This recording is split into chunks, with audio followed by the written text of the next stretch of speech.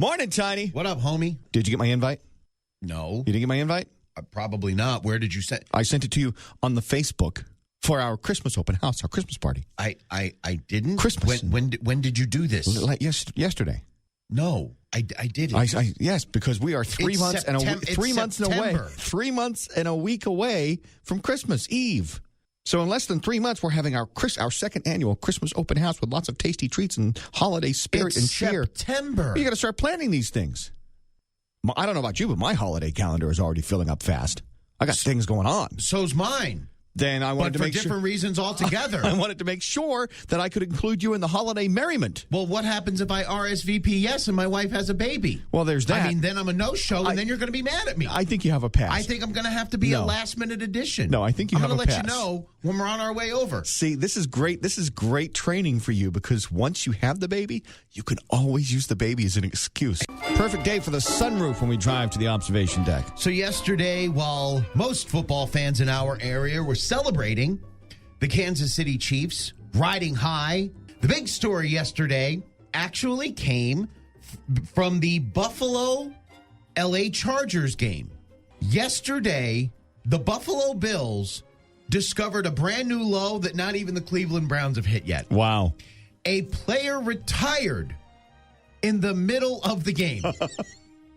Come on. The Bills went into the locker room at halftime down 28-6 to the Chargers.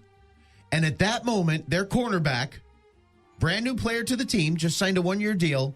His name's Vontae Davis. He decided, you know what, that's it. I'm done. I'm going to call it a career. Lorenzo Alexander's a linebacker. He plays for the Buffalo Bills. This is what he had to say after the game was over. You know as much as I know. I found out going in the second half of the game. Coming out, they said he's not coming out. He retired. What? Yep. That's it. They didn't say nothing to nobody. You've seen anything like that in your NFL Never career? have seen it ever. Pop Warner, high school, college, pros, never heard of it, never seen it.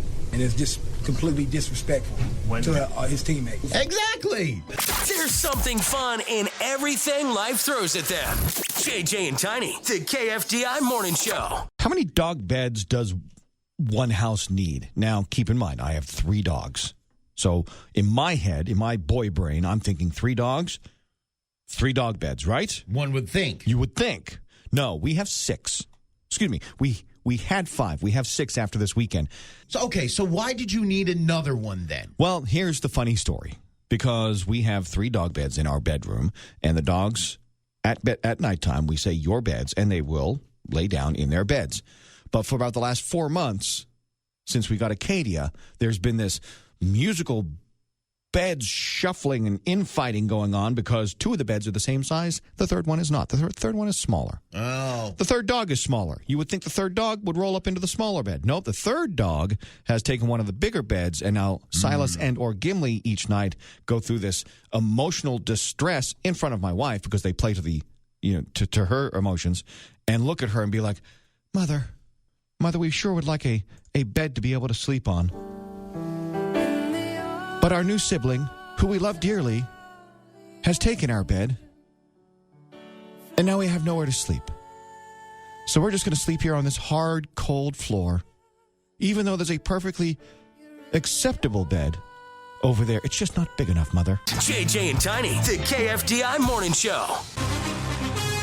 Quite possibly the best Friday night pies yet. The wildest by far. We challenged Cape and Mount Carmel High School to bring it when we talked to Ben on Friday. Ben, the winner of our Friday night pies. Because of him, the student section of Cape and Mount Carmel got pizza courtesy of our friends at Papa John's, and they did not disappoint. Cessna Stadium went nuts. It had like a college game day sort of atmosphere to it. Yeah. And the cheerleaders even got involved. Now, we had already handed off the pizza, and the screaming and yelling was done, and we were walking away, and they got up on one another's shoulders, and they started yelling, "We love pizza! We love pizza!" JJ and Tiny, and news yesterday, very sad news for our community in our area and our law enforcement, as Officer Kunze was killed in the line of fire yesterday, in the line of duty. We want to try and, if nothing else, help with the healing process as we've done in the past. We have a lot of friends who listen to the radio station who are either law enforcement or family and friends of law enforcement, and this is sort of a little way for us to simply just kind of help bring us together at a time when we need to be brought together. It's cathartic, if nothing else. It gives you the opportunity to really kind of do something that'll make you feel better and really kind of honor the service and the sacrifice that Robert Kunze III, Deputy Sheriff for the Sedgwick County Sheriff's Office, gave to our community. So what we're going to do is on Wednesday, Tiny, I'm going to send you out of the studio like we did last time, and you're going to go down to the Law Enforcement Memorial, and you're going to stand there, and you're going to have people come by and sign a special flag, the Blue Line flag. And we'll take signatures and we'll take donations. We'll have representatives from the police force down there who will take your donations, for, I believe, for Honor Advertis. Yes, Honor Advertis Foundation will be there with us. So if you want to drop off monetary donations, all of those go right to the family. Tiny's going to be down there shortly after 6 o'clock Wednesday morning looking for you. And he'll be there at least until, 10? At least. I mean, last time I was there till about noon. 1 o'clock in the afternoon. So JJ and Tiny, the KFDI Morning Show. Good morning, JJ and Tiny. Who are you? Where are you? And why are you happy today? This is Vaughn. I'm from Hutchinson, and today I find out if I'm having a boy or girl, and we got engaged last night.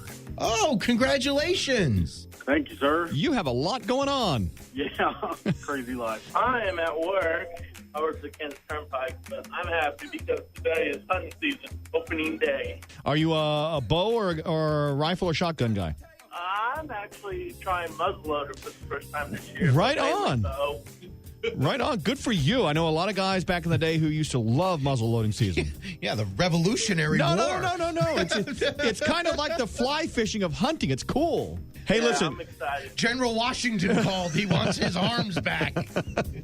Well, my name is Valerie. I'm on my way to work at Imart Express in Wichita. And I am happy because my husband is officially on the kidney transplant list. Oh, that's great. Outstanding. I knew this was you. I could tell by the sound of your voice. Can't top Tiny. It's best out of 5 questions. These are things you should know. Can't top Tiny.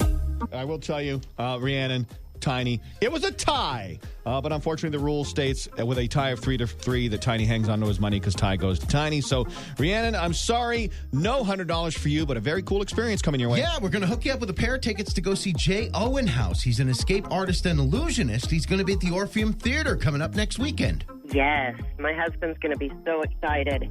Hi, I'm Rhiannon from Wichita, and I cannot top Tiny. JJ and Tiny, the KFDI Morning Show. How did you find out a member of your family was pregnant? Did you find out on Facebook? Did they happen to maybe call you and let you know? Well, that would be nice if they did. You would think so. Right. So my wife, Taryn, is still up in Iowa with her mom while she's going through some health stuff, Cedar Rapids to be exact. She sends me a text message. She's like, hey, put on the Big Ten Network.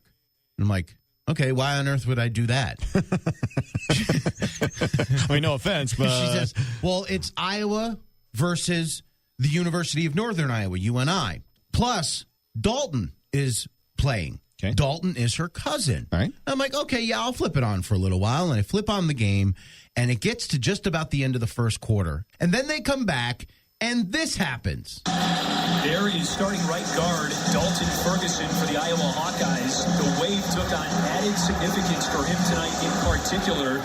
His twin daughters, who were born 8 days ago, a couple of weeks prematurely, are inside the Children's Hospital right outside of Kinnick Stadium, where the wave takes place. We just waved to Dalton's new family. What a special moment for him in particular. Yeah. Well, congratulations. You didn't tell me that your family had grown by a couple new babies. Well, here's the deal.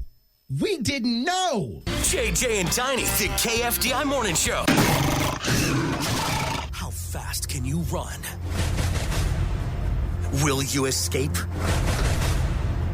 It's JJ and Tiny's Beat the Bobcat on 101.3 KFDI. In 20 seconds, I need you to name 10 fonts. Ready? Run! Times New Roman, Wingdings, Helvetica. Oh, man. Time for the eulogy. Everyone, please bow your head. Matt from the South ICT was tragically mauled. His unfinished flooring job will now have to wait. The Bobcat installed fear and demoed Matt's world. and it took 20 seconds to seal his fate. Tomat! Tomat!